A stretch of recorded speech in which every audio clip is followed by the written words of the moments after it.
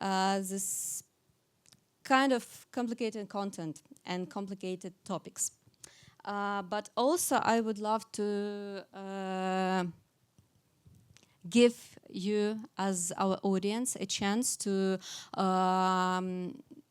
ask your questions to Антуан after I will discuss with them the topic we already discussed a little bit. And as much as this eye-to-eye meeting pleases, our today's conversation is not easy at all, but I believe a necessary one. So, a few technical acknowledgements. First of all, in case of error rate alert, I believe we will follow the instruction of our Gem Factory team, and maybe we will reach to nearest shelter. Also, as I said before, this event will have two parts. First of it is a moderated conversation based on my question, and then we will have a Q&A session with you all will have a Q&A session with Антуан. And finally, I would love to briefly introduce our guest. Антуан Д'Агата, photographer and artist, a member of Magnum Photos, very well known with his raw methods and immersive approach to documenting war, trauma, even a marginal experience. And in his work, COVID is one of the topics that we met before. And his work somehow blurs the borderline between personal experience and collective traumas. So his methods, as I see it, based on this placing himself is in a very harsh experience and circumstances to capture experience of others. And from this starting point, I would love to talk with Антуан specifically about the work he presented and created for the exhibition Beyond the Silence. So, you created this installation specifically for Beyond the Silence. And can you recall for us from where this idea come with this huge panorama of differences of violence experience? And maybe what came first, images and ideas of this project, or the call from Katya Radchenko to participate in this exhibition? Thank you.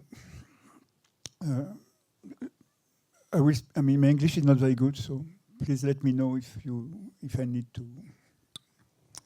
Me in the same position with you. So I think in the beginning it was really Katerina and maybe Giulietta, who's a girl who works in Magnum, and I think they got together and they, I don't know, maybe you can explain later or now. But I think they came up with the concept, let's say, and the idea. And it was quite precise and in the same time very open in the beginning. So basically it was just, I was asked if I was interested in going somewhere, and I think I was one of the first ones, so I was given a choice. And I just had this idea of, the basic idea of going somewhere and trying to approach. There are different topics, possible topics, but from a general point of view, it was just about war and relating to what was happening in Ukraine. So I decided to go somewhere which I knew very well, which is Cambodia. First Vietnam. It's a complex story, but it was meant to be Vietnam first, and it couldn't happen. So I decided Cambodia, but from the start, I decided not to stick to one place. I think this was the first mistake, not to go to one place, but to go to 3 places, Vietnam, Laos, and Cambodia. And basically just to try to find, because these 3 places are at peace now, there was nothing happening like on an extreme level. And so just how to touch, how to reach, how to... So I never do any kind of research. So basically just a few days, weeks before I started to think about it. And so I had a basic idea, just looking at the history books, you know, like knowing what happened in the past, recent past, like 30, 40 years ago. And so I worked in 3 places where a lot of things happened and very bad things. And these things, for me, I was convinced that it was part of the past, that you could only reach this in the museum, you know, like to go to a museum and or in books. But, and I didn't really, I had some kind of idea how to search for it, but it really developed every time on the spot. So in Cambodia, no, I started in, I forget where I started. I started in Laos. In Laos, I knew that a lot of bombing happened in the 70s, and so with a guy with a car, we just went across the country looking for physical traces of the bombing, and we found, I mean, we knew it existed, but it was kind of exciting and surprising to find so many holes in the landscape. So it was really just a very physical journey, trying to avoid specific hours and driving by night. I mean, it's kind of absurd. Every time it was kind of absurd, you know, like to drive for days and days and days just looking for holes. And usually these holes are not very spectacular. They are like, at some point, after the first day, we decided to buy a ladder just to have a different point of view. And you know, so much effort just to photograph holes, sometimes filled with water, sometimes just holes. But slowly, as you keep going, you create this physical link with a physical landscape, and it becomes like some kind of really deep experience. You know, like really, each hole, each village, each road takes you to. Of course, you don't know anything about what happened there, except for a few ones where I was recording people, like the neighbors, like, you know. But I think we photographed 200 holes in 8 days. And so in the end, it was really, really intense and fascinating experience as far as I'm concerned. We ended up using drones to have a different perspective. So I developed two services. I directly went to Vietnam, and I didn't know very much, and I was refused access. I wanted to work with Agent Orange, which is this chemical the US used in Vietnam War. And now we have a 4th generation of people who are born with thousands of people who are born kids, usually, or young people, who until now are born with symptoms, like they're handicapped, because this chemical goes through the DNA and goes from generation to generation. And I was refused access to the official centers, so with a different guy, we just went driving in the country and reading newspapers, looking on the internet, asking in the villages, and almost everywhere we went, people would say, oh, someone lives there. And so we spoke to people, we explained, and the same, I was collecting this picture of, I mean, we went to temples with some special associations, and we sneaked in one center before we got kicked out. So basically, we just accumulated, I photographed maybe 40 people, sick people, and all of them handicapped with no leg, no, I mean, all types of handicaps. And here again, I mean, it was like a very different, amazing contact with the people. Absurd condition. I mean, like people walking on 4 legs, people with no eyes. I mean, just like, and these are not the worst cases. The worst cases are in state hospitals. These are the light cases, the one who can survive in their home. But from a human point of view, it was just beautiful. I mean, all the people I photographed were just, I mean, non-standing their conditions. They were like just beautiful human beings. And it was just, again, quite an experience. And I finished in Cambodia, where a place I know very well. And people in Cambodia don't speak about the genocide, never. I mean, I've been going to Cambodia for 20 years. I've done many things in Cambodia, and I keep going regularly. But people just don't mention it, and even if you ask, they don't want to remember. The ones who are old enough to remember. And so it was, and we're just looking for ex-Khmer Rouge. And in the end, we met and photographed and interviewed 17 people. 14 were soldiers. One was a family member of Pol Pot. It was a very high hierarchy of Khmer Rouge. And 3 were working in the interrogation centers. And here again, it was like, I mean, it would be too long to explain, but every encounter, I mean, the soldiers basically all gave the same answers. And after so many years, I think they just give a formatted speech. They saw nothing except the war, but they didn't see anything of the genocide. But the 4 last ones were just like really disturbing, weird encounters. And to conclude, like, what was interesting for me is that in places where nothing's happening, nothing special, just normal life, just by scratching a little bit the surface, suddenly you are projected to the past, you know? I mean, like people in front of you just remember everything, tell you everything. I mean, and you go straight back to history just by with a little effort of just making a little step. And this for me was like this 3 weeks, 1 month trip was blew my mind really. Like I think it did change the way I've been working since, and it kind of reoriented my process the last few months. Of course, I mean, this was after Ukraine.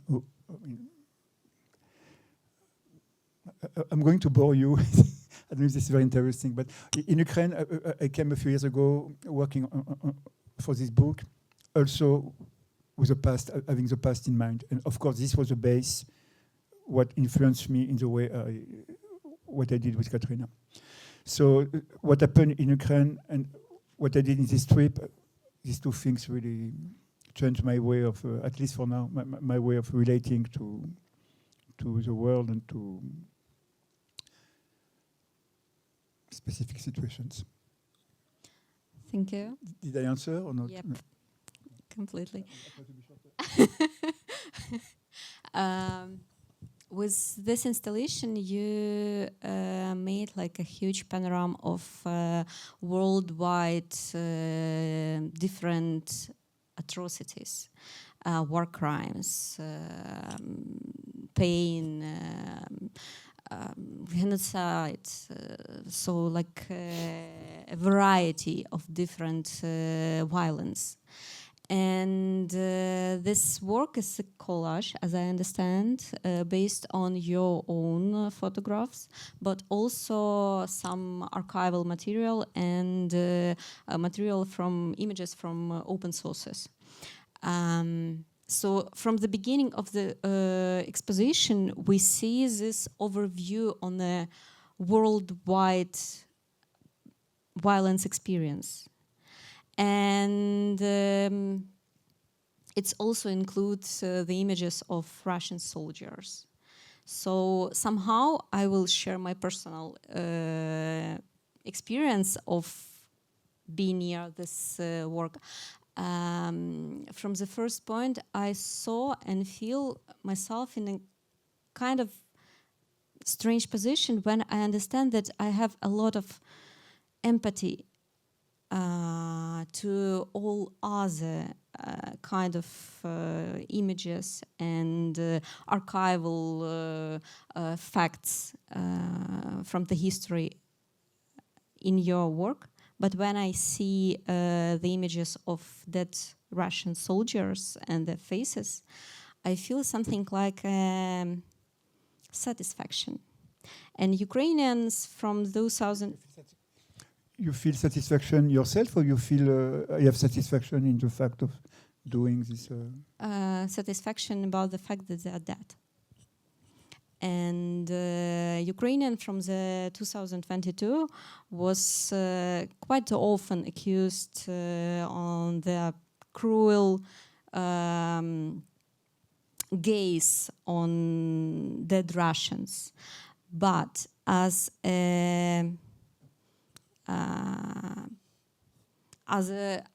world living experience that I have, and most of our audience have, how do you think, is it possible to victim of aggressor to see victim of aggression to see aggressor in some neutral gaze and view? Okay. First, I think it's important to say that when I work, I don't work with an idea in mind, and after I try to illustrate an idea of a concept, or it's like some people work like this, and just I work from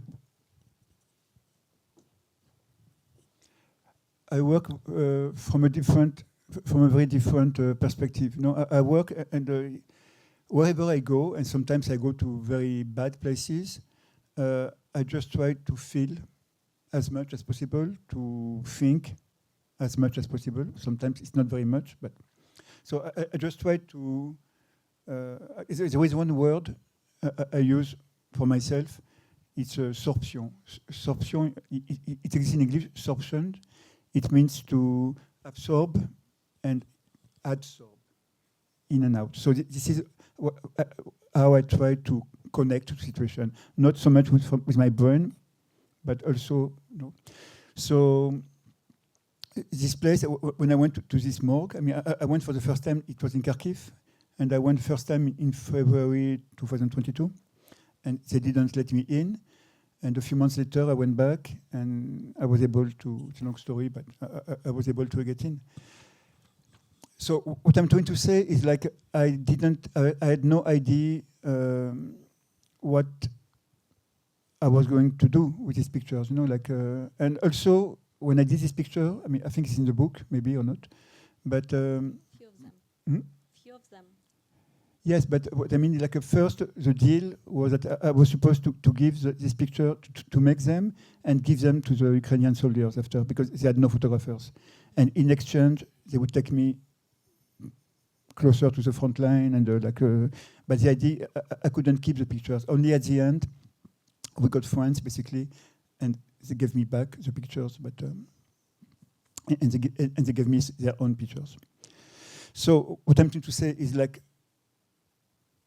a bit like you, and it's the same for many things, I don't have the answer. I didn't have a specific way to photograph them. I just was doing it. But I was very, not curious, but I was a bit, not scared, but worried about, I'm used to photograph dead bodies. I've been working in morgues before. I know very well what it feels like. I know you create a kind of connection to the dead bodies, to the person in an intimate way. It sounds strange, but when you work with dead bodies, you have, people usually are naked. They have expressions. They are open. They are open in some way. So I'm used to this. So when I did these photos, I was a bit like you.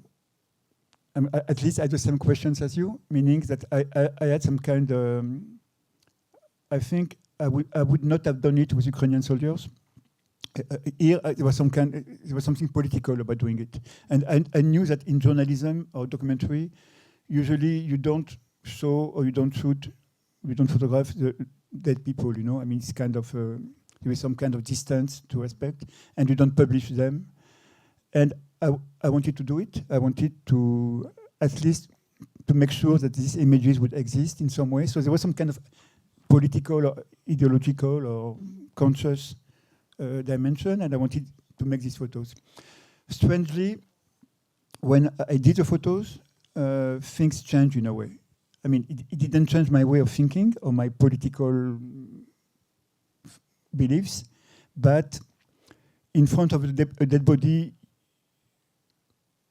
I mean, you can still hate or whatever, but you are forced to have some kind of direct contact with the person who's dead.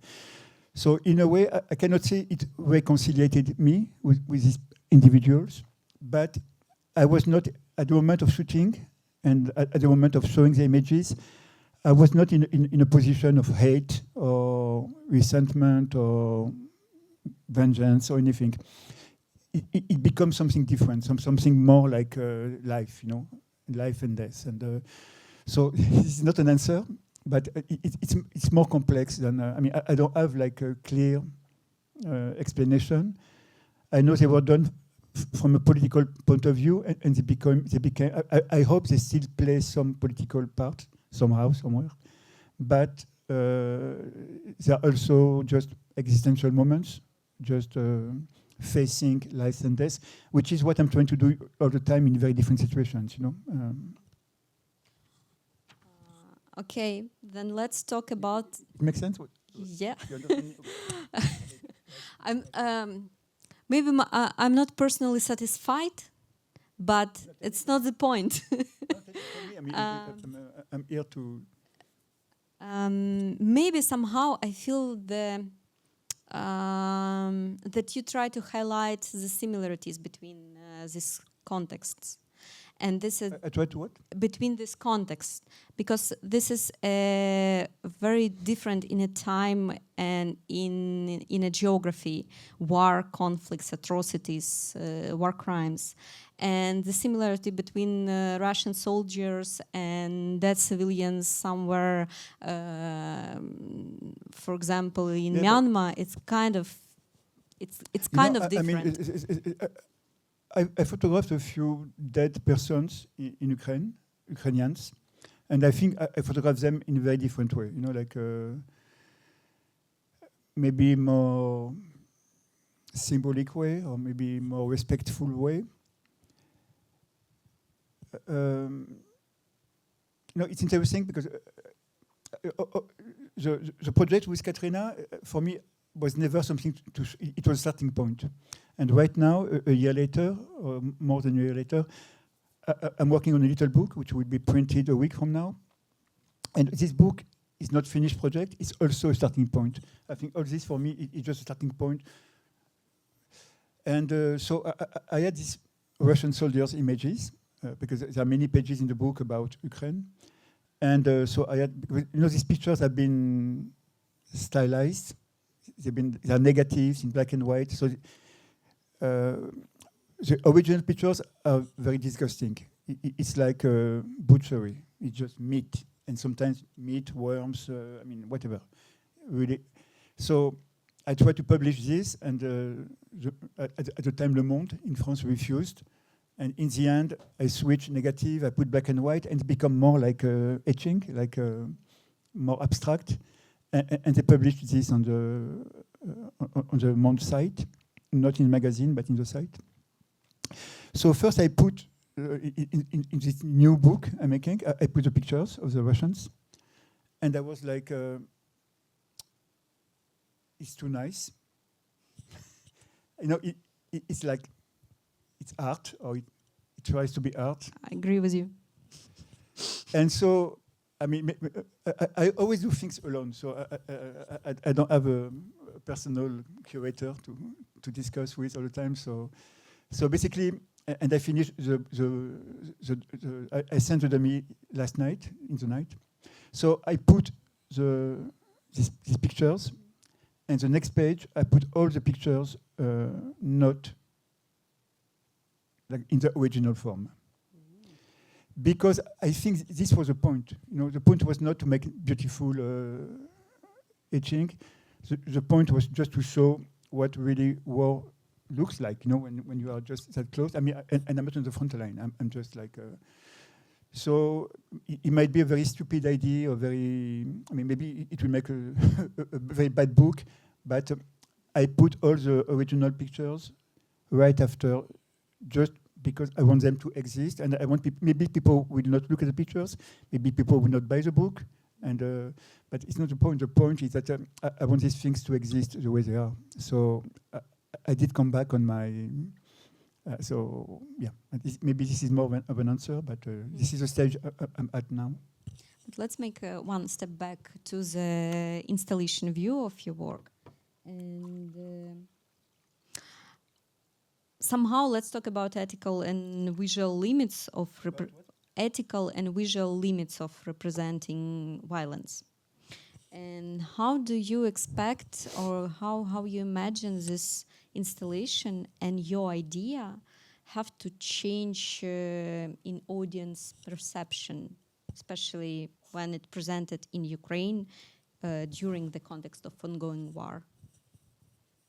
I mean, from a general point of view, I'm never satisfied with what I do, probably because, like I said before, I don't care about the final form. For me, it's just a process, and what's important is the process. So it's never finished, I'm always late, it's just always an ongoing process. So, and I've shown this work like for the first time 3 months ago in Cambodia, and it was not very good. After 1 month later, it came here, and it changed a lot in 1 month. It grew, and I think it's a bit better.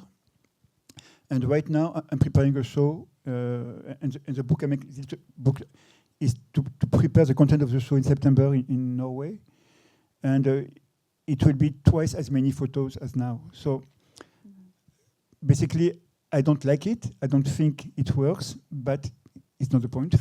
The point is to try to get further.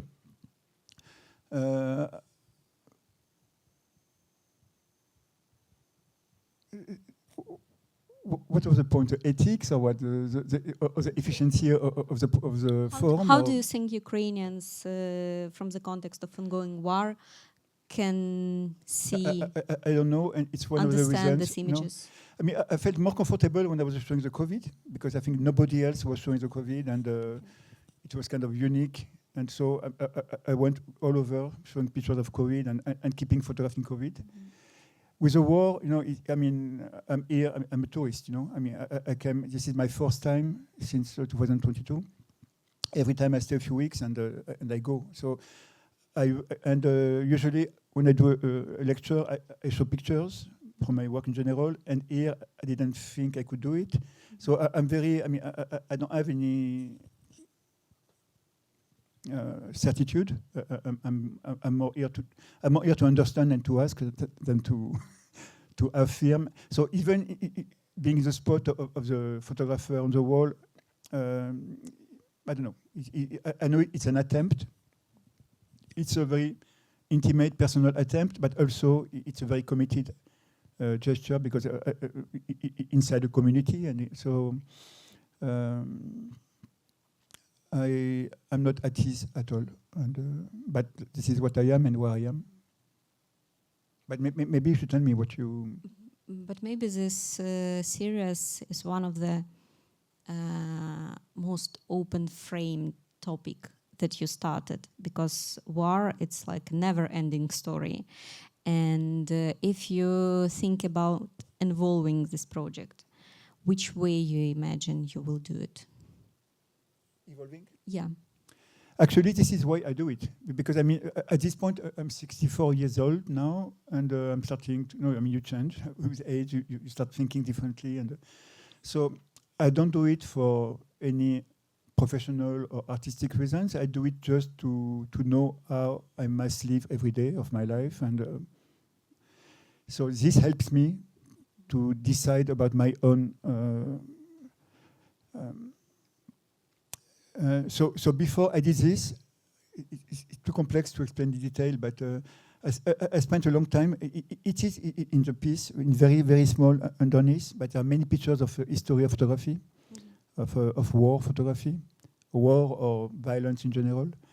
And I've been accumulating and photographing this only from books.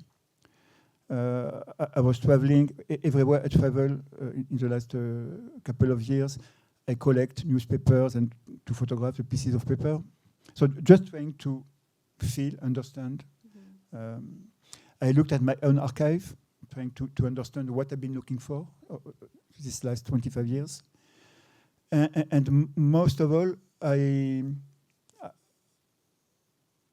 know in the next few months I will go places. I can't even say I will try to understand. I will just try to be there and feel and be as responsible as possible. You know, I feel it's my, as a photographer, my responsibility to go places, to listen, to look, to understand, to try to understand.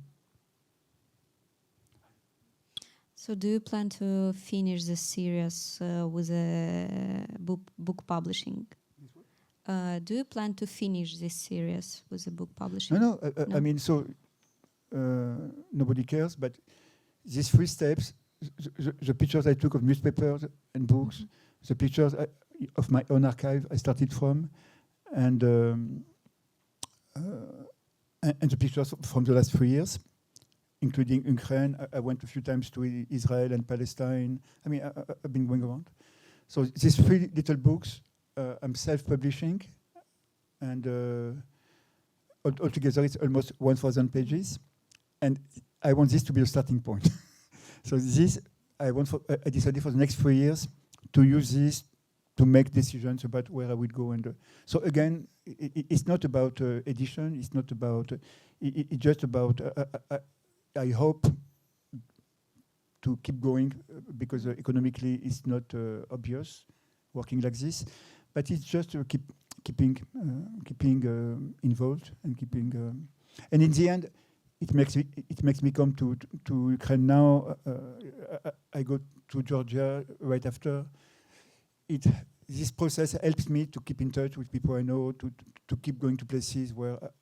When you come to Ukraine, even a little bit, and after you go, you go for feelings of you feel like you are betraying, for forgetting things you care about and things very important. After a couple of weeks, become like smaller in your mind. So all this process is disturbing and wrong. So I do my best just to, not to stop caring, not to forget, not to reach the point where other things take all the space in your mind. So it looks like this project will become your life-run project. The end. It's I don't want to bore everyone here with but in my photography, there's always been 2 parts. One part was really to look at the world and to look at its violence, but usually it's economical violence and political, but mostly economical. And this is what I feel is my duty or my responsibility, not as a photographer, as who I am. And it's very political too. I mean, all these things have been very political from the very 15 years before I became photographer. I had the same ideas already and the same beliefs. So I stick to, I don't evolve very much. I'm kind of stuck in my beliefs. And so I'm totally, this is half the work. And half the work is about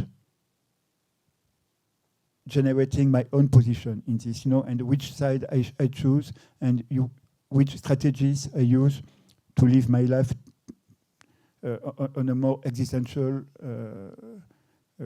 physical level. And these 2 things,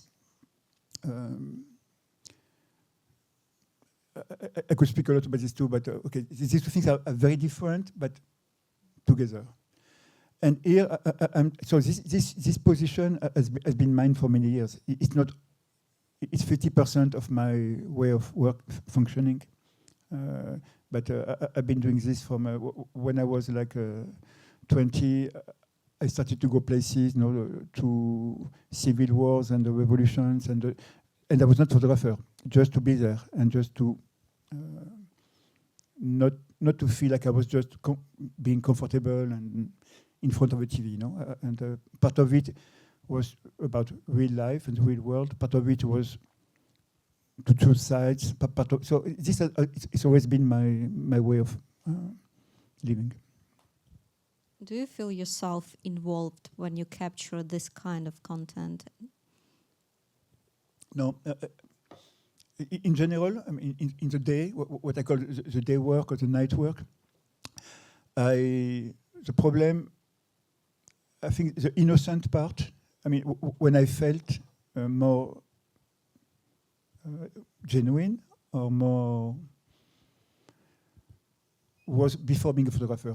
For 15 years, I had this life, and I was just going places and living, and I always felt genuine in my connection, in my understanding, in my choices, in my.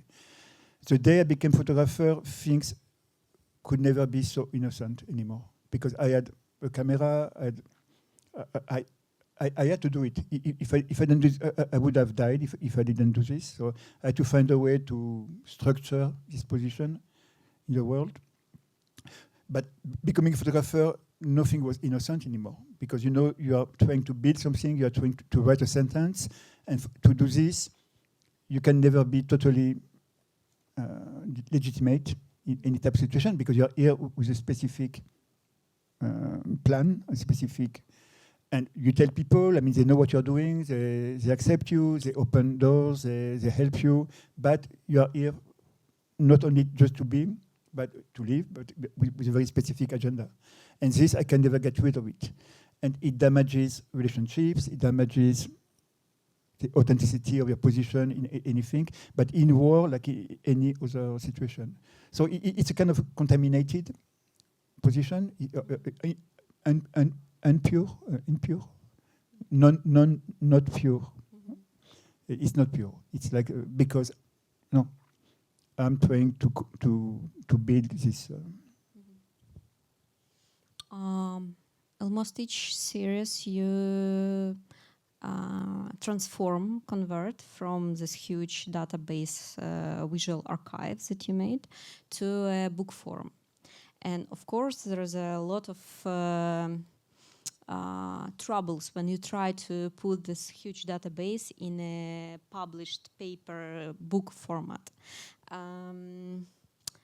What do you think will carry over into print in this one?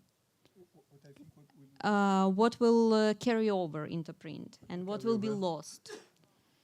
I mean, first numbers. I mean, the book I was speaking about, it's 12 by 16 centimeters.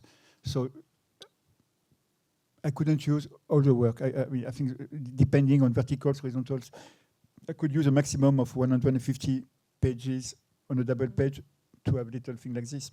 So numbers, I mean, the book limits the numbers. Economics, I mean, are always a huge part of it. So no, everything, but even on the wall, things are very limited. I mean, I was speaking with Katerina right now, and I mean, you have a specific, you have techniques, you have size, you have so. I don't know. I think in the end, the limitations help you. I mean, usually they frustrate me, but in the end, I think they help me to confront the real questions because of my kind of extreme physiological experiences over the years. I developed a tendency to compulsive and obsessive attitude. So I shoot a lot, and I need to use a lot of images, but it's not logical. It's not. Usually, the more I use, the worse it becomes. But I need this process of going too far. Mm-hmm. Not only is my philosophy of life, and it became a way of working, you know. Like I used to say a lot, too much is not enough. Meaning, you know, I look for the excess. I look what's beyond normal, beyond acceptable, beyond. So limits can be good sometimes. Can you relate to all this? Because I feel like it probably may be very abstract for most of you, but. No? But do you see a place for misinterpretation? This kind of combining different context and images in this small book, because when it's a huge panorama, it's like a huge overview, and you understand that you see a preview to world history violence. But when you have it in a small book with a few contexts combining together, it's kind of can be wrongly interpreted as a contest of context. I mean, before I answer you, I'm curious about what it can be seen as a context of. Contest of context. Contest of context. Like a contest like of. Just like an intellectual game, or. Maybe like intellectual game, or maybe like a contest of images, contest of violence, contest of historical events. So many answers, but I really worry about the audience. About it. I try to make it short. So this little book we speak about, I make because it helps me to structure. Here, basically, even in the second version, I had no time, no energy, and no strength left to structure. So it was just kind of filling holes. Mm-hmm. The little book has twice as many pictures, and I made a choice. Maybe it's a bad choice, but to build the book like a world map, starting from the west, going to the east, and trying to connect as much as possible, like going from places to country when what's at stake is important, you know, like, so basically some logic that runs through the book with some specific actors, main actors, the US, China, Russia, but mostly Russia and the US, and mostly the US. So slowly I feel the work is taking, it's not anymore a contest of context, it's becoming slowly something more specific and more conscious. But, you know, I know that in the end, I mean, you have a book here, but I mean, these books go nowhere. No, I mean, I publish 1,000 books. Usually, people who buy them are photo geeks, and not people who care about Ukraine or care about the war. People. So, I mean, I don't think there is any kind of utility in the books, and I cannot tell you exactly why I do it because it's a secret. But I have a long-term strategy. I know I cannot change. I cannot reach to people I want to reach, but I think I can.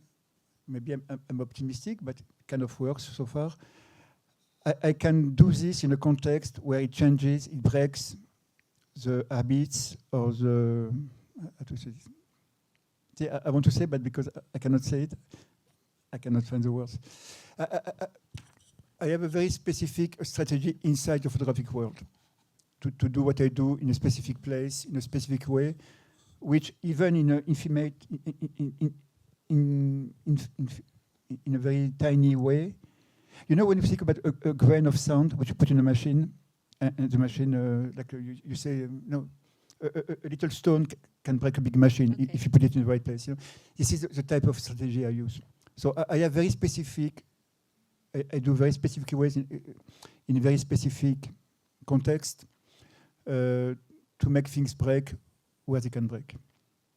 And of course, I'm happy when someone reads a book and understand. And but in the end, I do things the way I do with a very specific plan. Make sense? you are very often called as one of the most provocative photographer. Yeah, I can also. Called by others. But if we will discuss it out of this label, do you see a provocation as a valued method for expressing the topic of violence in the world? No, I mean, there is no provocation at all. I mean, like, see, the problem is, I mean, again, in the context of Ukraine right now, I feel like this discussion, I don't know if it's important or not, but I feel like if I speak about the photographic world, about the life in Europe, middle class, whatever, I feel everyone makes so many compromises. People accept the way things are. People just follow. And I mean, basically, people become slowly spectators and consumers of their own lives. You know, it just becomes like. So, I think if I was to resume what I do in general, I just try every day. But it's a discipline. It's not something you understand that after you become different. Every day you have to make the effort to go back to something, to real things, to what you really feel, to what you really believe, to what you really want, and not. So you end up, of course, very fast to go against what's acceptable. But to me, absolutely every single image, statement, gesture I make makes sense. I mean, it makes more sense that some type of common lie I see around me, and this totally works in photography too. You know, like I mean, it's like I just try to make, you know. I cannot separate. I mean, I just try to be entier, to be honest and extreme in my determination not to give up on anything and not to shut up when I see that things just become some type of social game or economical game.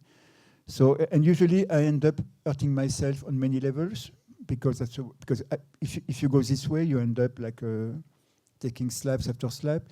But okay, I mean, I'm willing to pay the price just to do it the way I have to do it, and so of course I do it even when I know that it will not be accepted, you know. But I'll try to be a devil's advocate and. You are being a good one. And maybe try to ask you how to live in a very visual circumstances and surrounding overload with the images and in completely untruth images because it's generated by and it's a fake news epoch now.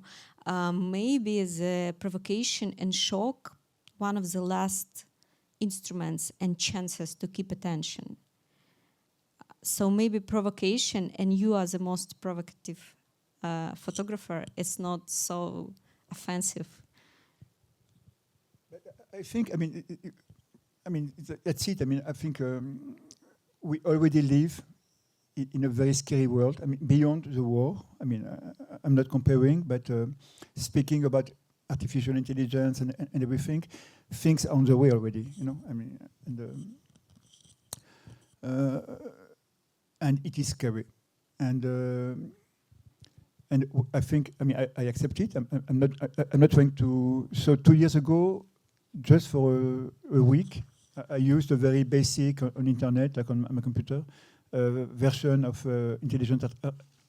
artificial intelligence. And this was very like it's a very bad quality, very basic images, and trying to understand what it was all about. And so I did a series of images, which I cannot show, because I mean, so I think there are ways, even like inside this artificial intelligence, there are ways to divert or to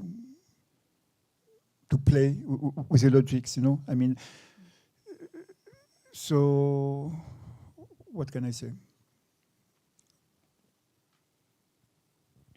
I think different types of struggles wait for us, and we have to be ready for it.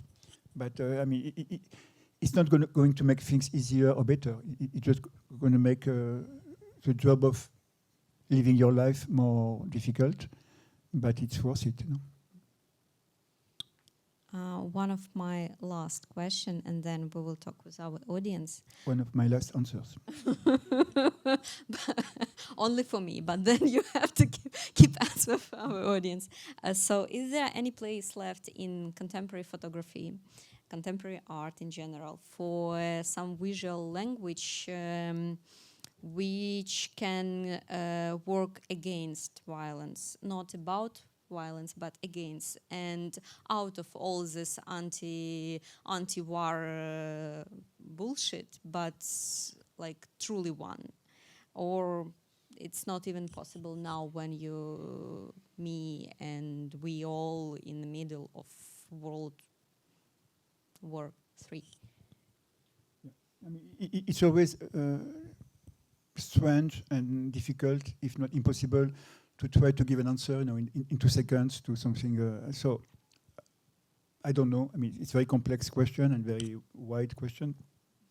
But probably I would say right now that I'm not very optimistic about art or the capacity of most of art or documentary photography or whatever to change anything. Probably these days, the only thing that really can change anything are the images produced by people themselves in specific conditions.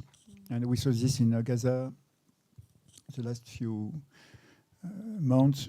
I think we saw this in Ukraine, on the images produced by the soldiers themselves, you know, like with drone images or helmet cameras, that change the understanding we have of the war. I mean, it didn't change enough things, but it does change the way people understand things, imagine things, are conscious of what's happening. So on this level, like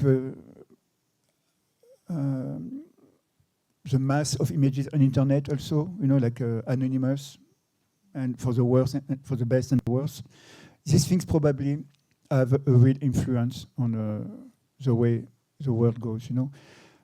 What photographers, I don't think they really, I mean, of course there are exceptions, but I don't think it really changes anything except in very small circles of... But in this case, it's still personal action and personal intention, and somehow the end of the exhibition, that in a frame of what we are discussing, all your practice now, we also have this like explanation point with personal action, which may be somehow more important than a collective trauma.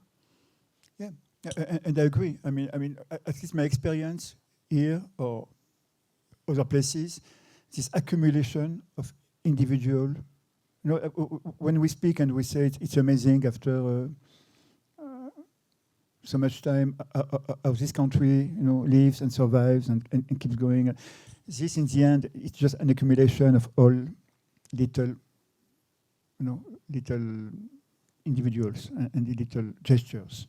So, I mean, of course, every single thing counts, and I think in the end, this is what we have. No, this is all what we have.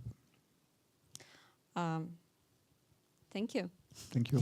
Now we would like to hear your question and your ideas about what you saw, about what we discussed, and maybe raise your hand, and I will do a little workout to give you a microphone. Oh, I won't do a workout. I mean, okay.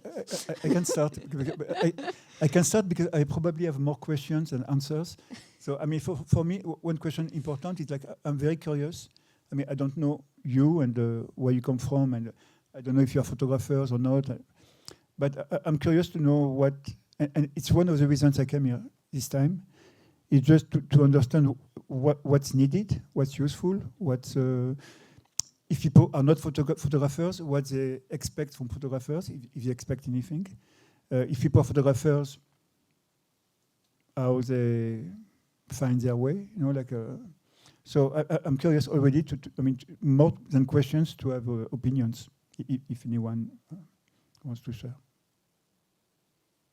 We are now in a kind of very cozy audience, so you can feel free and just voice your ideas.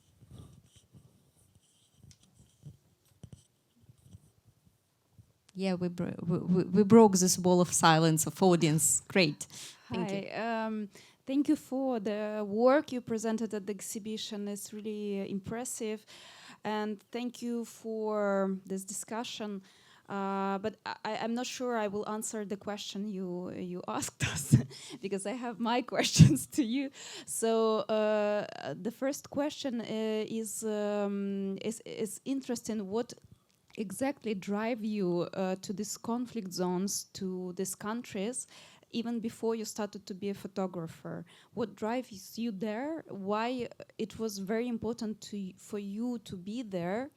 And how it transforms that you decided to be to photograph this? Okay. I will make it very short because it's not. I mean, I don't want it to be about my biography, but so I try to find a concise way. So, if I had to make it really to the essential, I think as a teenager I was very retarded. I wanted to be a priest until I was 15. So I had a problem. And it was not a very spiritual position. It was more something about... so in religion, what was interesting for me was not the spiritual part. It was more the fantasy of being, going to the world and absorbing the pain and the misery so I had this kind of thing, which as a teenager, I transformed very quickly with punk music and anarchism and politics. I became an atheist in a few weeks. But I kept basically the same need, just from a different perspective, but absolutely the same thing. And as a teenager, I became enrolled in a political group. There was Situationist, if you know what they are. And basically, it's too long to explain, but I mean, the idea was to, so many levels, you know.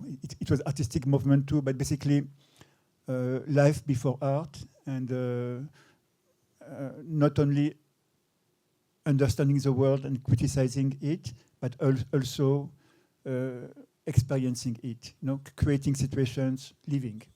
And so for 15 years, I tried to live to the fullest, not only from a physiological level, you know, using drugs, living the streets, going crazy, but also from a political and perspective and in quite extreme things. And for 15 years, I was able, not alone. I mean, we were a bunch of people, like some type of group, and living as much as possible and getting involved as much as possible in politics from a very large perspective, the way we saw it.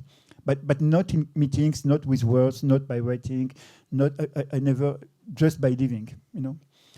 And after, when I was 30, I was working in New York, and I was really at the end of this, exhausted, and no way out. And I had a photographer friend who died from AIDS. We did his last journey together in Mexico, and he was dying, and he kept making photos. You know, he was working for a newspaper in France, in Marseille, and so I was wondering why. It was three of us, and the two of us asked him why he kept shooting. You know, when you know you have a few months of life left, you know. And it was just his way of staying alive, of reaching out to life, just to be. And so this was from the start, my understanding of photography through him, not about art or a profession or a job or anything, just as a way to be alive and to live. And a couple of years later, when I was in New York and I was really downhill, it appeared to me like the only possible way to, like a possible way to keep going.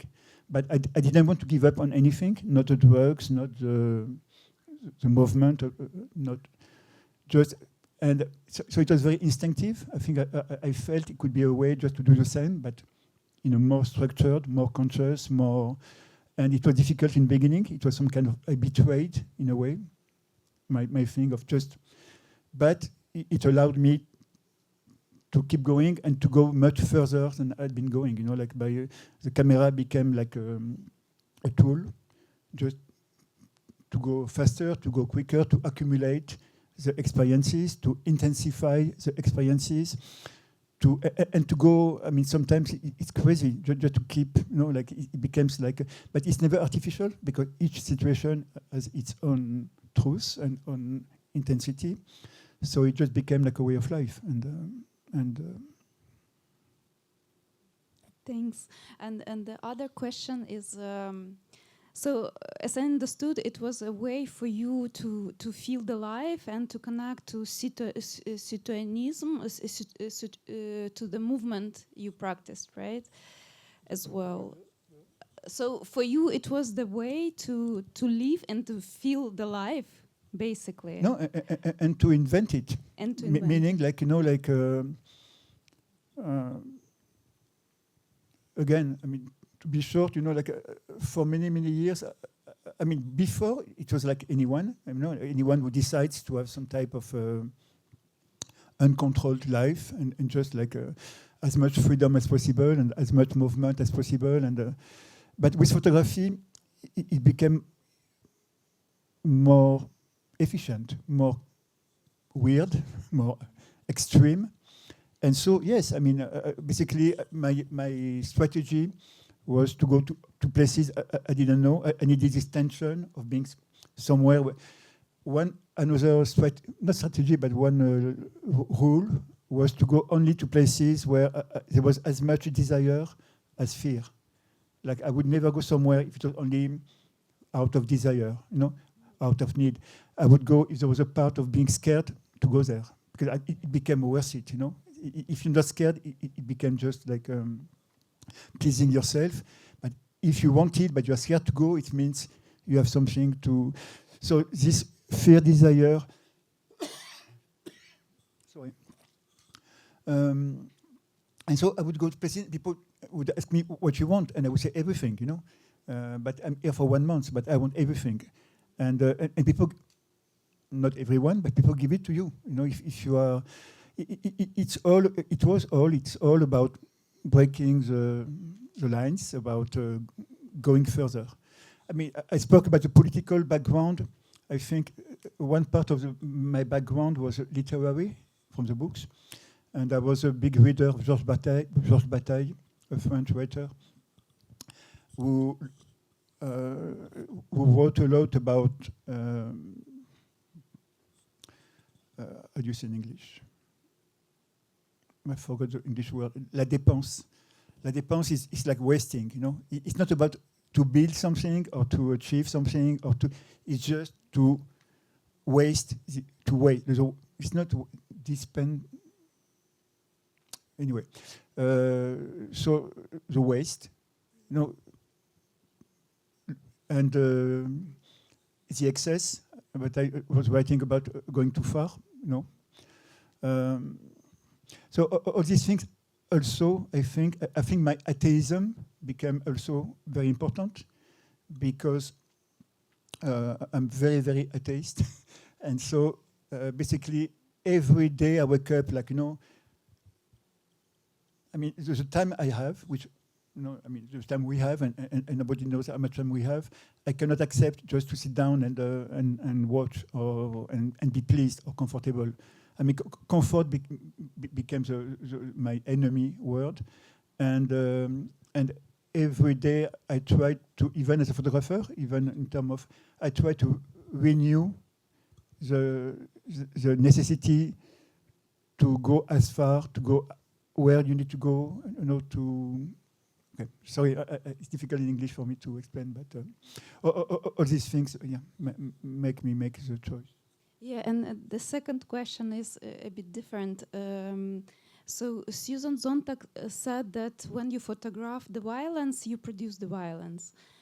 And how do you feel when you photograph the violence and spread it, basically? The violence where?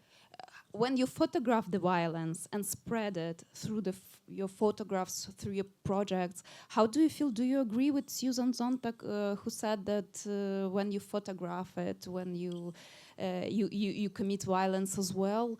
Because, for instance, Hirschhorn, he said that no, we have to show whatever the extremities, we have to show it to change the people.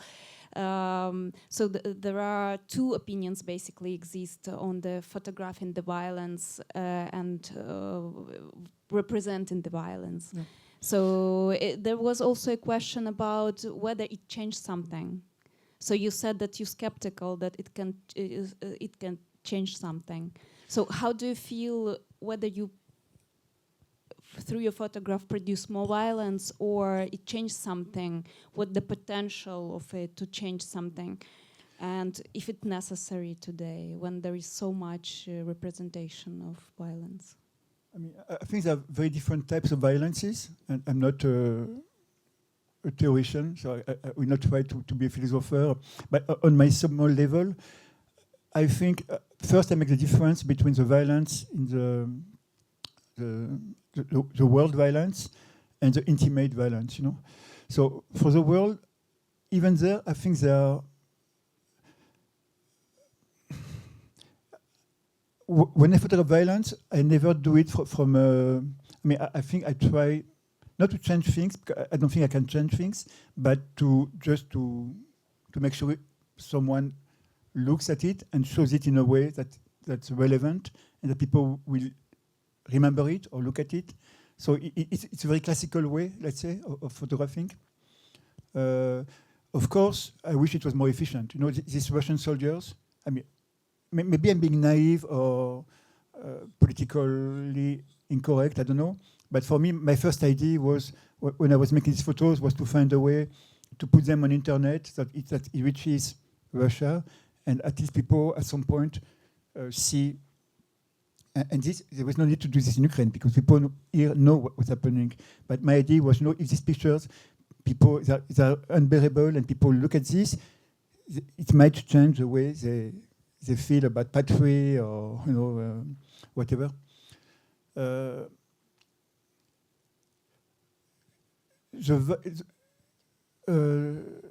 When I photograph the violence in a more physical, like the more narcotic, sexual, everything, I never in my life photographed. What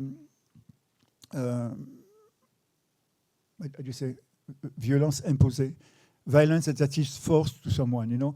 But for many years, I tried to photograph the violence that is generated by the bodies, by the desire, by ecstasies, by extremities reached by narcotics. You know, this unknown dark space that people, most people imagine or don't want to imagine.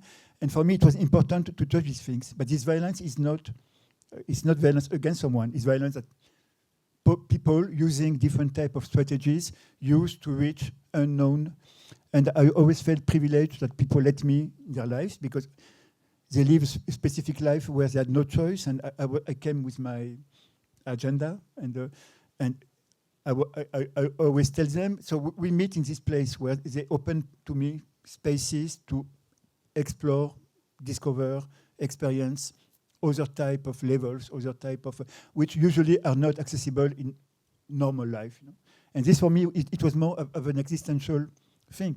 So this, and of course, I try this violence to show it in an extreme way, because I want people who look at it to be shocked. I mean, I don't make pictures to please people. I make or to convince them. I make pictures to make sure that they look at them or they refuse to look at them. But it is their responsibility. So this violence, yes, in a way you could say it's provocative, but it's not provocative. It's that I think these things exist. It makes human beings. I don't think it makes them higher, but it takes them to places that most people don't go. And I think it's worth existing, and it's worth showing. It's a short answer, sorry, but you know, it's like. At first, merci beaucoup for your honest words. Also, unfortunately, I cannot answer your question because the question you raised, I'm asking at the moment to myself, not as a photographer, because when I'm in the role of the photographer, I probably don't care about the reception of the audience or the viewer. I'm asking myself the same question now in the role as a curator, because especially in this case, in our photo festival in Vienna, I will be curating an exhibition of a Ukrainian photographer this year who is serving as a soldier on the front line. And we will show his photos, and I'm asking myself at the moment the question, without having seen the photos so far, because they are still in the production phase. In my role as a curator, how is my perception as a Western European regarding the situation here in Ukraine, and especially on the front line? How do I control it? How can I control it without violating the view of the photographer?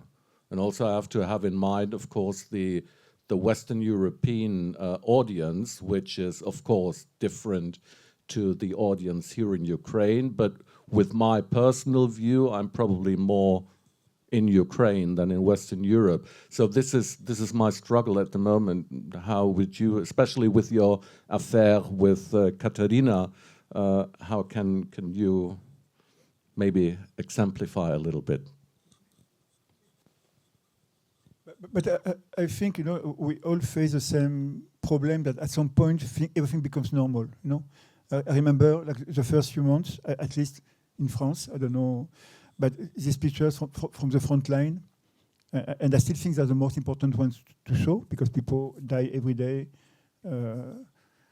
making them, and or fighting. But you know, you end up. I mean, it's such a fine line between what's important and when it becomes just a job and just a social activity and just a nice circle to hang around with, you know, like. So, at what stage things are really useful as they become just a pretext or a game or a way to make a living or a way to make money? Or it's a very fine line, and I think. There's probably no specific answer. It's just a matter for each one to make sure every day that you're not just starting to play a useless but a benefit a job with benefits, you know. And I mean, my way to solve it is probably not the most efficient way. You know, I think I'm used to inflict pain to myself.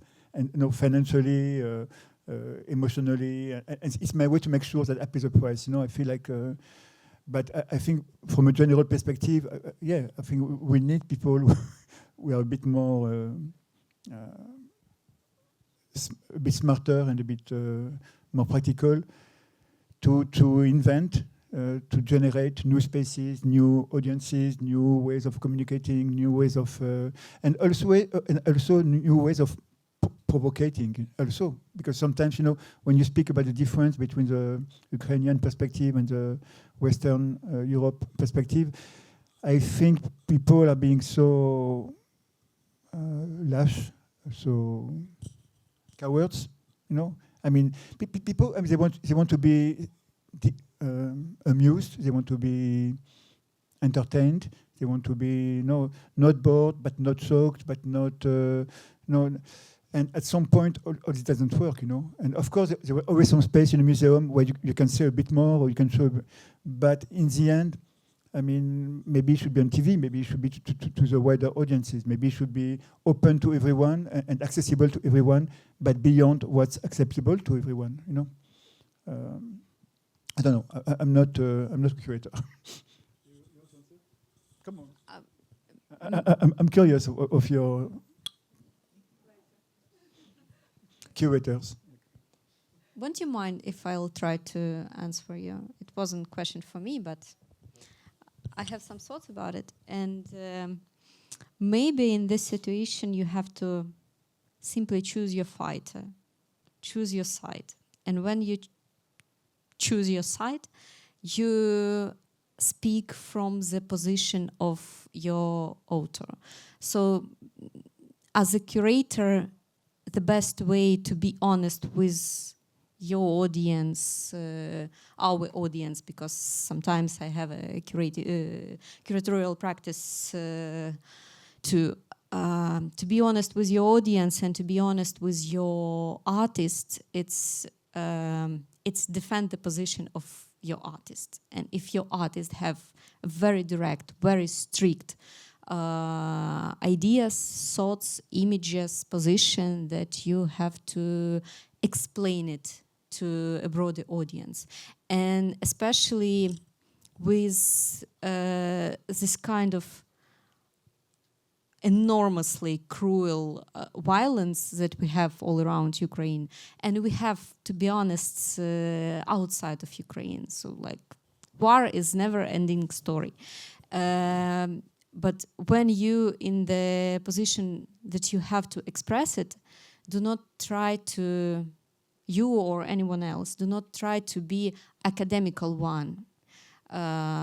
And try to express it neutral or like with elements of both siding, to showing different sides. It's not about different sides, it's about the sides of your author.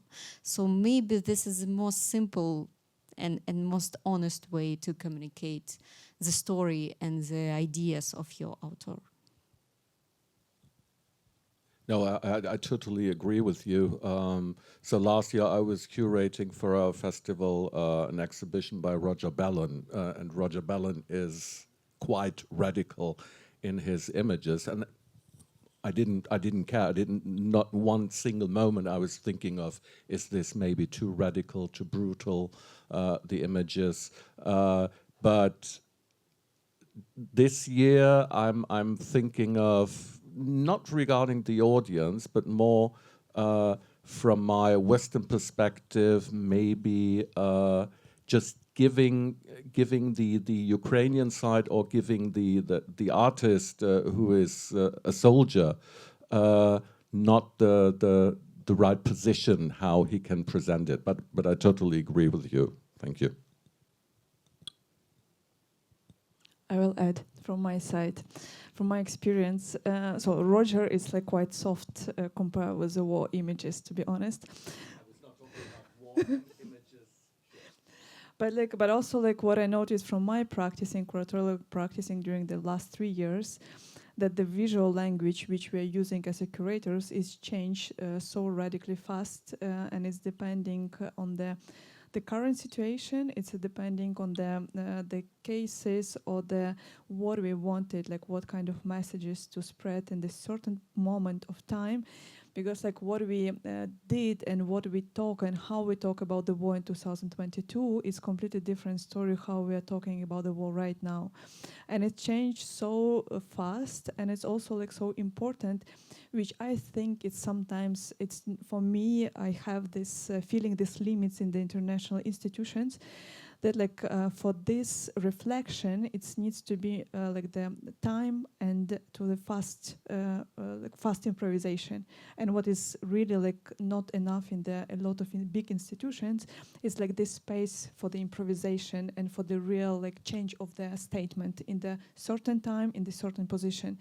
So like talking about like the exhibition, like all the exhibition which we are having right now, it's also like the question, okay, what the statement would like to bring, how we would like to communicate, that it will be heard by the audience, that it will be like watched by the audience, that it will provoke to think to the audience. Otherwise, it just can be simple images, like simple stories which will be still far away from the audience, and they will not provoke nothing. So like I think the most important, it's really like to react on this, on the situation, current situation, like on the war, on the others, but really like to play with this like in the fast way. Do we have any other questions? I guess we are going to end our official part of meeting, and we'll start our finissage weekend, I guess. Friday evening. Please, Helena, be nice to the audience. Yes. I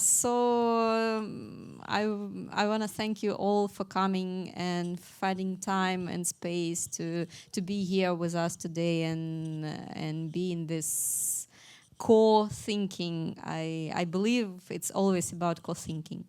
But I also want to, again, thanks to Katya Radchenko, because frankly speaking, this was one of the most powerful and impressive photographical exhibition I saw for last years.